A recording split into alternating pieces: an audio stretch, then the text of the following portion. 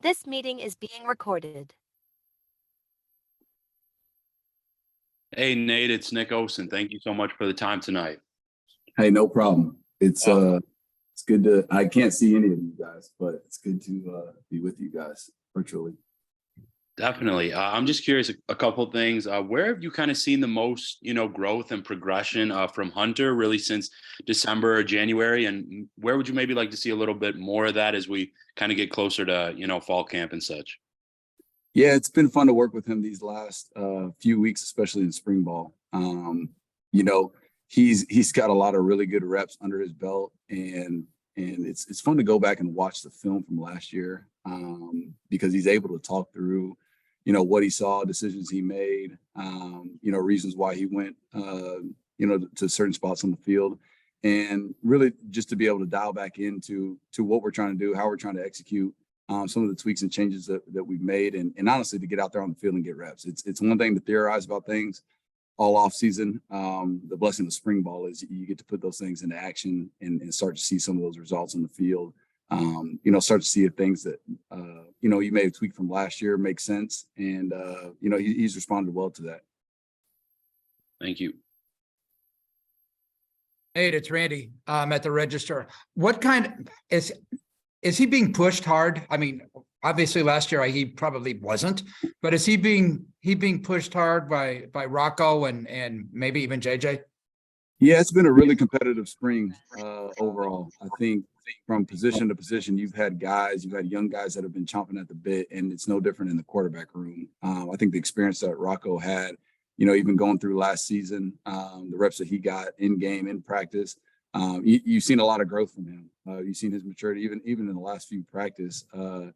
He's made a lot of huge strides in understanding the offense and making throws and great decision making, even throughout the course of a practice. So that's good to see that consistency. And then obviously JJ coming in, you've got a guy that's obviously he's really talented, but he really cares about football. That's the part that stands out to him, or since working with him, is that, man, he's passionate. He wants to be in the film room as much as he can. He wants to get extra reps behind the scenes, and guys like that's the type of competitive spirit that you want from a position group, from an offense in general, from the team overall. And so we've got that from those guys. Those guys have all pushed each other, forced each other to get better every day that they're out there and really be dialed in. Does Hunter have to be good? Yes. To be successful, right? Yeah, I know that. Okay. Right off from the start. Yeah. Because I know last year they, Tommy and Matt gave him some rope just because, I mean, gosh, following Brock. Is that rope getting shorter this year? No, I'm not a shortened rope type of guy. I want those guys, whoever's out there, to be completely confident in what they're doing. The rope is tight when it comes to decision making for all those guys at all points, and that's going to be something that we emphasize, in practice, in the meeting room, as we get into the season next season. That's going to be a part of playing quarterback, that they're expected to be on it when it comes to decision making. And so that's something that they've all had to do. And when it's not been up to the standard of what we wanted, they know that that's not acceptable. So I don't, but that being said, when we hit September next season and those guys run out there, and again, that goes for the quarterback, that goes for the starting right guard, that goes for the starting slot receiver. We want those guys to be confident in what they're doing. And again, they've earned the right to be out there for us. And so it's not always going to be perfect. There may be a rep or two that we want to look different, and we want them to be confident that they can go and make the next play. So I think there's a little bit of both there. But yeah, I'm not the type that's man, I'm going to have them out there playing tight or worried about what's over their shoulder. I want them going to executing and making great decisions throughout the course of a game and a season. And speaking of shoulder, how's Hunter doing from the shoulder that he hurt after whatever it was in the TCU game? Yeah, it's been good. Honestly, we haven't talked about it since early January, so that's a positive thing. It hasn't caused any issues as he's gotten into things this spring, which is encouraging. And I think that was the expectation. Our training staff did a great job with him this offseason to get him ready, but he wasn't limited at all by the time he got back here and got into the weight room. Okie doke. Thank you. No problem. Hey, Nate, it's Bill at Cyclone Report. I realize you're not directly overseeing this position anymore, but now that you're the coordinator, running back, how does that look this spring through 5 or 6 practices? What are you getting out of Gyrell? What are you getting out of Cartavius? Are we going to see those guys much in the spring game, and then kind of go through the rest of that group? Yeah, I think, if you fast forward to the spring game, that's a unique position. And those guys, obviously, man, all of them have had some, just wear and tear from playing in a season. And so we'll be smart about how we manage those guys and the amount of, live reps they get. But that being said, number one, I would say those guys really dialed in this offseason to the weight room. And you've seen those guys transform their bodies. You've seen them really amp up the nutrition and just get themselves ready to go. I think sometimes, it's one thing to think, man, I want to go and be the guy and I want to go and have this, this incredible breakout season. And there's another thing when you get a ton of those reps and what that really feels like playing the running back position. So I think that they've all felt that in some moments, Cartavius, Gyrell, Eli, and I think they have more urgency to get their bodies ready, to get themselves ready for this season. So our strength staff has done a great job. Our training staff has done a great job of working with those guys. And, what we've seen so far is, man, you've got all those guys and they're all a little bit different. But I think the positive part for us is they all have a level of physicality that they bring to the table. They have the ability to make explosive plays, which we want from our running backs. And I'm really excited to see those guys continue to grow. Again, that starts in the weight room with those guys and preparing themselves. But, I think what I've seen on the field from those guys is they've got the ability to go and be explosive runners for us and playmakers for us because we're going to need them to do that come season. Hi, Nate. It's Rob Gray with the Cedar Rapids Gazette. How are you?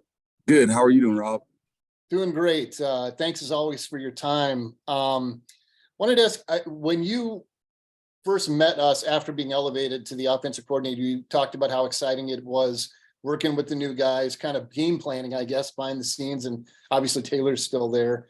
How has that dynamic changed now that you're coaching practices together and maybe been enhanced just in terms of your connectivity as a staff?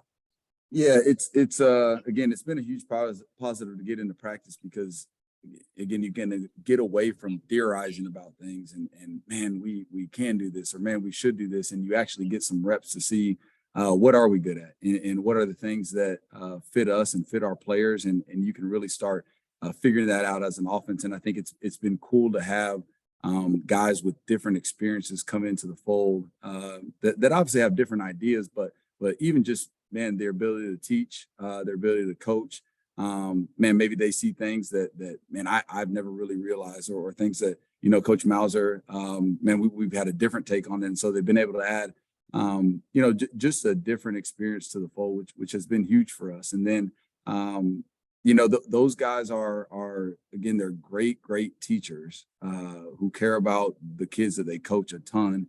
And you've seen them light a fire, I think, from position to position, just in the group overall and how they're attacking it, the tenacity that each group is bringing to the table, as well as the precision and detail with what their position is expected to do and the techniques and fundamentals it'll take to be successful. And so it's been a lot of fun to get out on the field, to get back in a meeting room after practice, to go over stuff and figure out exactly, man, what fits our guys and where we're moving as far as the direction of the offense. But I've been fired up about it. And again, I've been fired up from a football standpoint, but I think I said it back then, and I probably feel even more strong about it now, that who they are as men and what they brought to the table as far as like how they coach our kids, the type of just the type of men they are, who they are as family men, as husbands, as fathers.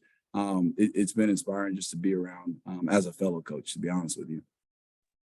Thanks, Nate. Hey, Nate, it's Hines. How are you? Great. I'm doing awesome. Curious, I mean, obviously with Gyrell the last couple of months, but even going further back as he dealt with, it seemed like a long list of injuries, what you've seen from him and trying to navigate that over the last, 6-8 months or whatever it's been. Yeah, he's man, it's hard to go through adversity like that. And, to have your season end in a way where you're expecting to play all of the games, and he did such a great job for us as he went along. And I think that was a frustrating season to go through, obviously just in general for us, as a team, but I think for him specifically, where he felt like when he was at his best and he was healthy, he made a ton of plays for us. And not to be out there, not to be able to make plays in some of those tough moments and critical moments. I mean, shoot, he goes out making a huge play for us, crossing the goal line, scoring a touchdown against Oklahoma State. And, I think that's tough for anybody to deal with. But I've seen some great resolve from him. Like I said, that came first in the training room. It came first in the weight room, and really just, man, working his tail off to be healthy and be available come spring, and obviously getting him out there and getting reps from him. It's been huge. But man, I honestly, I feel like even watching him this past Saturday, he made a couple plays that I felt like, man, he looks light on his feet. He's making defenders miss at the second level, which is good to see. Anytime you're coming off of a lower body injury at running back, you're always worried about, man, do you still have that kind of it factor to make guys miss and to create explosive runs? But see that from him, even this early on, has been encouraging for just the progression he'll have even as this offseason grows. I'm curious for you what's the dynamic as the offensive coordinator and the quarterbacks coach? How do you approach that, from globally and then dialing in with those guys in the position room? Yeah, I think it's been a huge positive, and it's probably one I didn't even anticipate early on. But I think at any level of football, the offense in a lot of ways can only go as far as the quarterback is ready to take it. And I think being able to dial in with those guys and understand where they're at, to understand, what they like, what they feel confident in, the install and how fast or slow we're going just based on those guys and what they can pick up, I think has been really, really cool. It's important, obviously, for the coordinator to understand those guys and just being able to meet with them daily, being able to get the feedback from them in the meeting room has been huge. And so I've enjoyed it a lot. I've enjoyed, getting to know those guys, on a personal level, number one, but just coaching them and figuring out what they do well, what they like, what they feel confident in out on the field. It's been really cool for me.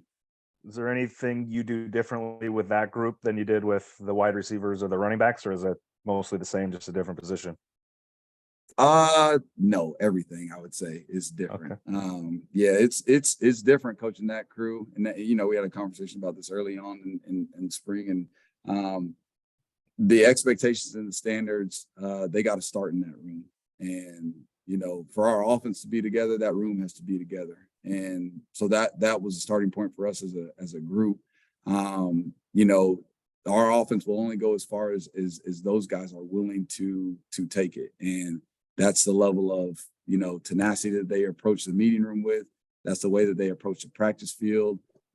That's their care and their belief about how we do things. Not just the fact that we got schemes and plays, but that there's a certain level of precision that it takes to be good on offense. And yeah, we want to create explosive plays, and yeah, we want to be physical in the run game, but those guys got to be the ones that keep us moving down the field. Those guys got to be the ones that are most dialed into what the situation is within a series, within a game. And so there's so much that they have to be aware of. Whereas, man, if I'm playing a different position, I got to be locked into my technique. I got to be locked into the execution of a play. But just the big picture awareness of those guys on the field is critical to our success. And so it's been really cool to just spend time in the meeting room talking about those things. Again, it's not just, hey, take a 3-step drop and throw it here. But man, what's the situation in the game, man? What are we trying to do here? It's second and short. What are we thinking? Hey, it's second and long. What are we thinking? Hey, this is a call on third down when we cross the 50. Why would we be thinking that? And so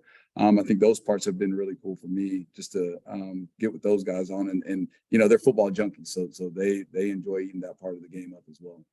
Is that like the perfect two-way synergy for them to be in constant dialogue with the offensive coordinator and their position coach, where it's just, you guys are seeing the big picture all together, 24/7 basically? I think it's important. I know there's a lot of different ways to skin a cat, but I felt like that has been a huge positive start for us this offseason, and just being able to understand those guys more and spend a lot of time with them. There's a lot of things that help an offense, and there's a lot of different ways to do it, but that's for sure, I think, been a benefit for us this offseason. Appreciate it, Nate. Yeah. We got time for about one more. It's Randy. What does Hunter have to do to cut down on the interceptions? And what were the situations there last year when you said you were looking at film or tape with Hunter over the offseason? Yeah, well, your first question, I mean, it's when turnovers happen, it's obviously it's bigger than just that turnover. There can be a number of different reasons, from accuracy to timing to decision making, and so I think with each of them you gotta really zoom into that specific situation of what happened and figure that out. But again, we talk a lot less about maybe avoiding interceptions and more about making great decisions, and I think that's the bigger part that we continue to focus on in that room.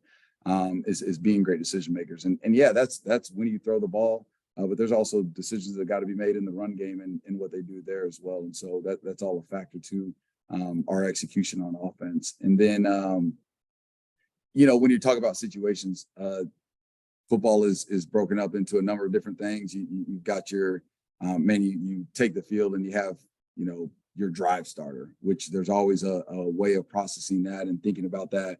You get into second down, and there's a number of different types of second downs. You got second and short and what that could mean versus specific defense. You got second and medium, second and long, and those are all going to mean different things, and you're going to call different plays based on that. And then the same goes for third down. You cross a certain yard marker as you get into the red zone, and the thought process changes as an offense. Man, you're backed up and you're coming out, and you get a defense that's going to have a certain mentality down there. And so all of those things like that's why I talk about coaching the quarterbacks.